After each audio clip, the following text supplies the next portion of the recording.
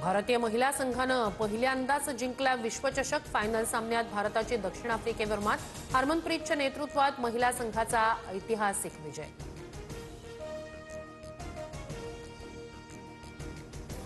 पंतप्रधान नरेंद्र मोदींकडून भारताच्या लेकींचं कौतुक। या ऐतिहासिक विजयामुळे अनेकांना खेळाप्रती प्रोत्साहन मिळेल, मोदींकडून विश्वास व्यक्त।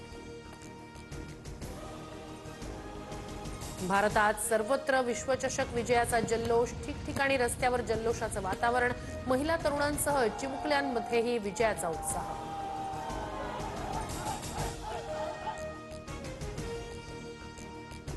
उद्धव ठाकरेंची आज दुपारी 12:30 वाजता मातोश्रीवर पत्रकार परिषद। मतदार याद्यांमधील कथित घोळाच्या मुद्द्यावरून उद्धव ठाकरे आक्रमक।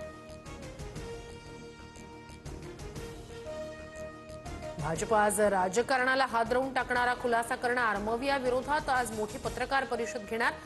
आशिष शेलार काय बोलणार याकडे लक्ष।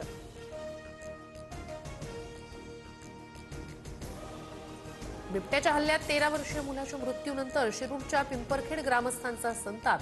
वनविभागाच्या गाडीसह कार्यालय पेटवलं। बेल्हा जेजुरी महामार्गावर रास्ता रोको। उपाययोजना करेपर्यंत मृतदेहावर अंत्यसंस्कार न करण्याची भूमिका।